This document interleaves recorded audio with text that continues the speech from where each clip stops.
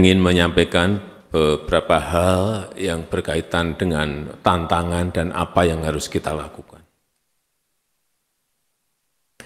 Wali kota ini dievaluasi berapa bulan sekali sih evaluasinya? Bapak Ibu semuanya dievaluasikan setiap 3 bulan.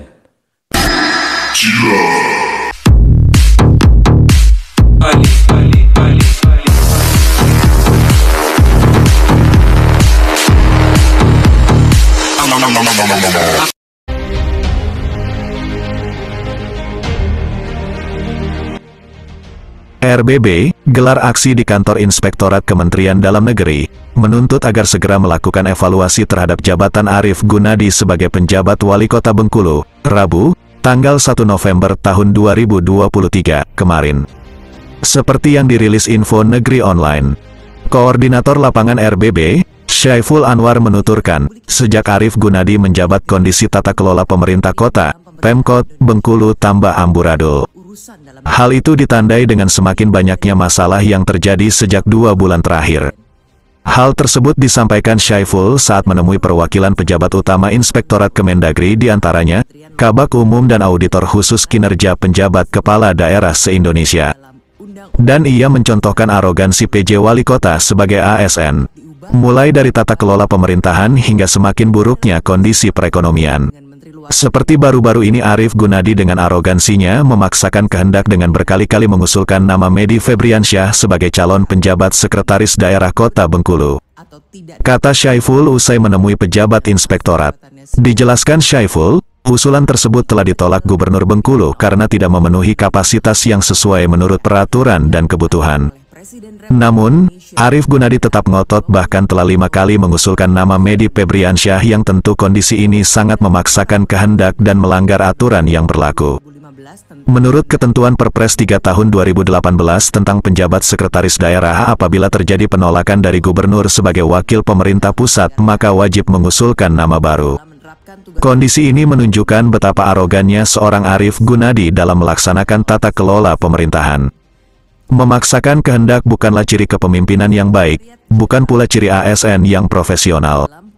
Terang Syaiful, pemaksaan kehendak ini, kata Syaiful juga disebabkan kuatnya intervensi politik yang mengendalikan Arief Gunadi di luar pemerintahan. Akibat ini pula hubungan pemerintah Provinsi Bengkulu dan pemerintah Kota Bengkulu semakin meruncing. Dampak dari arogannya PJ Wali Kota dan tidak mencerminkan ciri-ciri ASN, membuat hubungan menjadi runcing, disharmonisasi dalam pemerintahan. Dampak seriusnya adalah terhambatnya pembangunan, terganggunya stabilitas menjelang tahun pemilihan umum, pemilu 2024, maka kami minta dilakukan evaluasi segera mungkin, harap Syaiful.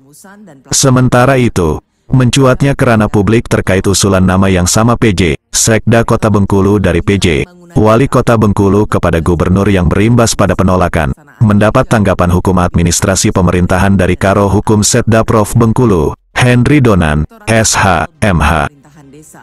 Hal ini menurut Henry Donan telah tercantum secara eksplisit pada pasal 8 ayat 5, Perpres nomor 3 tahun 2018 tentang penjabat sekretaris daerah yang menyebutkan dengan tegas, dalam hal gubernur sebagai wakil pemerintah pusat menolak, bupati, wali kota menyampaikan usulan bakal calon penjabat sekretaris daerah kabupaten kota paling lama 5 hari kerja terhitung sejak surat penolakan diterima.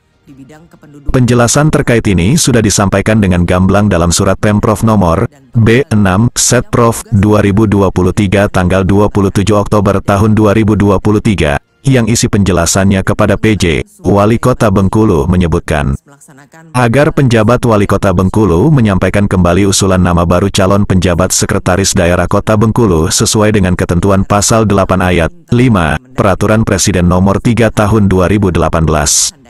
Tentang penjabat sekretaris daerah, jelas Henry Donan maksud pasal tersebut sudah sangat jelas menyebutkan usulan nama baru calon penjabat sekda, yang bermakna ketika usul nama awal mendapat penolakan, maka harus diusulkan nama baru selain dari nama pada usul awal tersebut, jadi tidak perlu diputar balik, seolah-olah persoalannya pada penolakan, tapi esensinya ketentuan pasal 8 ayat 5 itu menjadi konsekuensi wajib yang harus dilakukan penjabat wali kota untuk mengusulkan nama baru, tegas Henry Donan, sedangkan yang dilakukan PJ, Wali Kota Bengkulu tetap mengabaikan saran dan permintaan dari gubernur, sehingga sampai 4 kali mengusulkan nama yang sama secara berulang. Ini seolah-olah PJ, wali kota tutup mata dengan ketentuan pasal 8 ayat 5, tetap berkutat dengan mengusulkan nama yang sama. Ini kan bisa menjadi pertanyaan balik dari publik kepada PJ, wali kota Bengkulu, ada apa dengan hal ini? Sebut Henry Donan memberikan analisa hukumnya akibat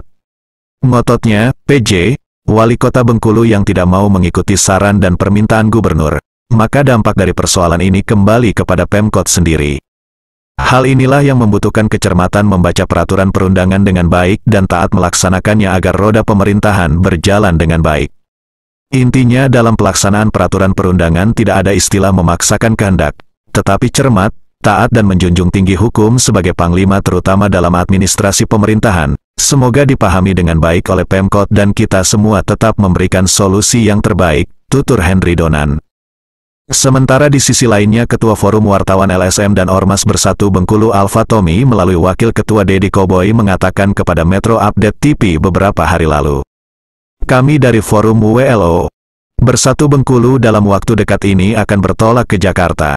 Juga menyampaikan aspirasi kami sebagai masyarakat Kota Bengkulu ke Mendagri terkait PJ Wali Kota Bengkulu, agar pihak Kemendagri kembali mengevaluasi SK PJ Wali Kota Bengkulu. Kami akan melakukan demo ke pusat. Dengan jumlah peserta besar, kita akan melakukan action kepada Kemendagri agar bisa memperhatikan aspirasi masyarakat Bengkulu. Kita tidak mau ada PJ Wali Kota diatur dalam sebuah skenario dan kepentingan sesuatu. Tegas Deddy Koboy kepada media. Dari redaksi Metro Update TV Bengkulu, Yasmidi dan Safran Holland melaporkan.